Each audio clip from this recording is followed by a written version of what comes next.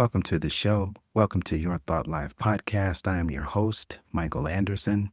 Today we're jumping in and dealing with the topic of done is better than perfect. I wonder if you knew that perfectionism affects approximately 85% of people.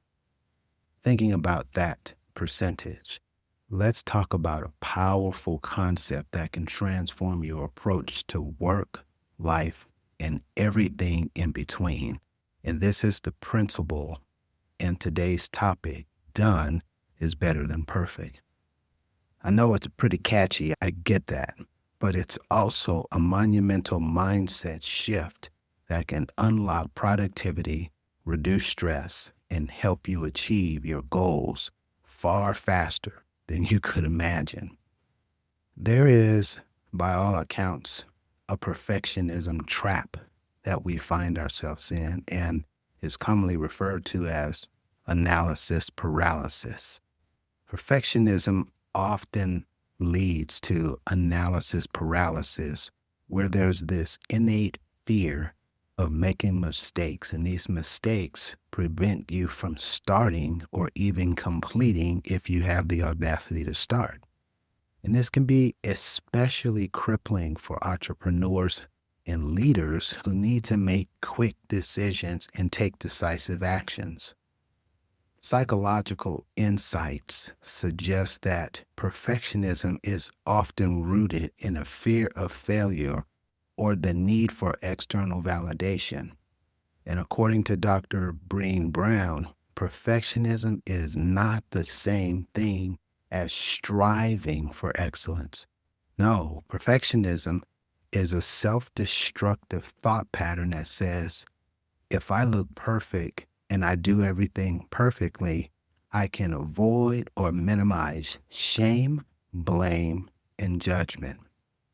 And I want you to know that bar is set so high that there are hardly any people on the planet that ever are able to achieve consistently at that level. It's a fallacy. I would endeavor for you today to release from perfectionism. Now that we've got a suitable backdrop for this, let's talk about the power of done. Embracing imperfection is probably going to be one of the most difficult things you've had to do if you suffer from perfectionism. Done is better than perfect encourages us to embrace the fact that imperfection is okay and focuses on progress rather than flawless execution, gets us to where we want to go far faster if we can just let go of the perfectionistic trait. This doesn't mean lowering standards, right? It means recognizing that progress is more valuable than obtaining or attaining perfection. And the world that we live in makes this a wee bit challenging.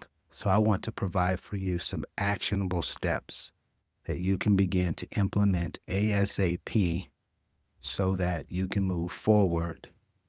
I always want to have you in a state where you have information, processes, and procedures ready to go before you actually need them. Understand that you are going to have to practice these actionable steps in order for you to get really good at denying all of those feelings and emotions that come with perfectionism, and instead putting on or replacing that with the embracing of imperfection. Here's a couple things you can do. I want you to first start with setting realistic goals. Break your large tasks down into smaller, more manageable steps. This alone will take a whole lot of the burden, a whole lot of the concern and the overthinking out of the equation, because now we're not looking at the whole enchilada. We're just looking at a bite-sized piece. And this makes overall goals far less daunting because, again, we've taken the time to put it in a measured piece. The other thing that we as humans struggle with such a fast pace is time blocking. We have to allocate specific time slots for tasks. If these tasks are important, but we don't have the time allocated for them, then we are missing a vital step in the execution process. It's already been hard for some of us to get out of the procrastination space. Now we're embracing imperfection, but we can't move because we don't have designated windows for us to commit cycles to what it is we need to do. Therefore, we must allocate time for our tasks. This allows us to commit to the completion. One more thing before I forget, I don't feel like I would be a good mentor and coach if I didn't also help you understand that we have a designated window and we have a certain amount of time that we have allocated to the completion of that task.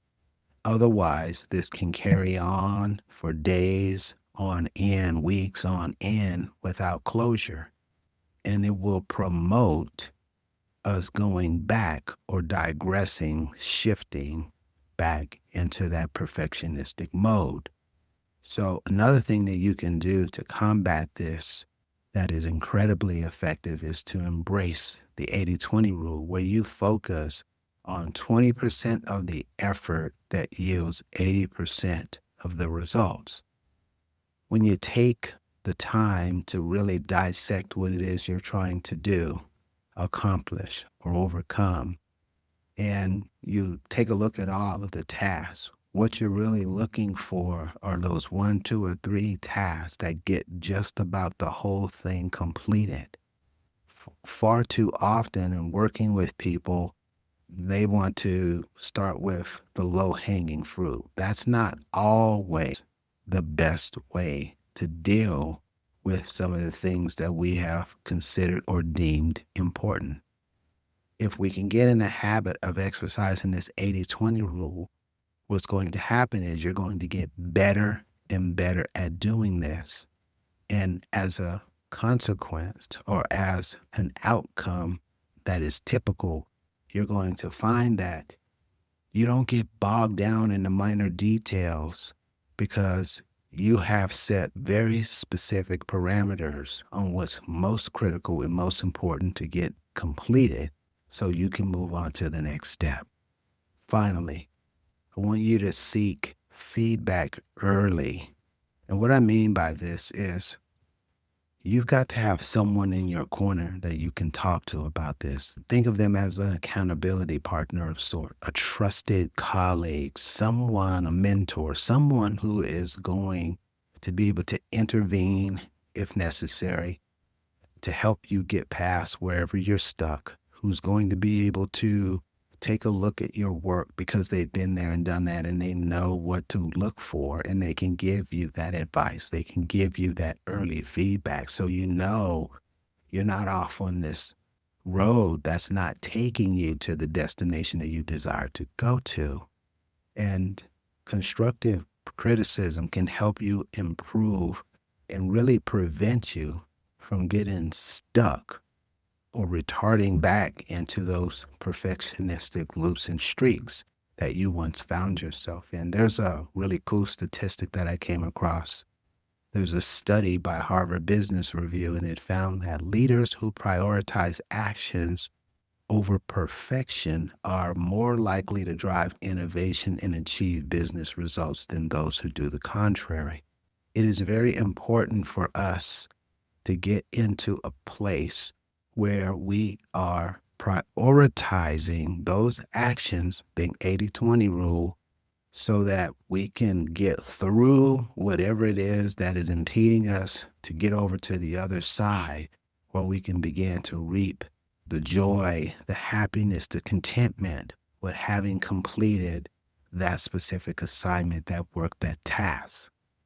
There's some really, really cool benefits. Again, I want to stress that come with the completion of a task. One, it creates momentum. And if you've never had momentum working for you and you go through this process that we're defining for you today, you implement these actionable steps and you feel that for the first time, you will know that you will always want to feel that way because it's a very light, spirited, but really robust feeling that you get when that dopamine hit comes. It's kind of like after you have done a marathon and you've thought through what you just achieved. There's this overwhelming sense of accomplishment that comes over you, and it's warm, it's inviting, it's almost near an embrace, but it's all on the inside. It's just a beautiful set of circumstances. So you want momentum on your side. You're also going to inherently increase your productivity. The 80-20 rule is going to be very instrumental, along with the prioritization, to helping you get really consistent with executing and achieving. And finally, you're not going to have as much stress as you used to have, because inherently, when you have perfectionistic streaks and you're in that loop, what happens is you think about it so much and you ruminate about it so much that it creates a very unstable state where cortisol spikes. And once this cortisol spikes, now you're in a really difficult set of circumstances. Stress is being created from within, right? It's not that you are literally in a stressful situation. We have on our own just created the environment for stress to thrive. And with the 80-20 rule and with prioritization and ditching perfectionism, we also ditch high stress and the like. Also anxiety. As Voltaire famously said, perfect is the enemy of good. I trust that done is better than perfect was a fantastic overview for you.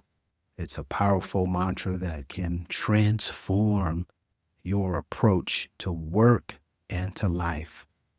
And by embracing imperfection, setting realistic goals, and prioritizing your actions, you can unlock your full potential and achieve your goals faster than ever before. I want to thank you for joining me today. Feel free to connect with us through our Linktree link. The link is available in the show notes. I like to remind you that you are enough. You can do it. And you are uniquely equipped to realize your goals. Until next time, take care and know that done is better than perfect.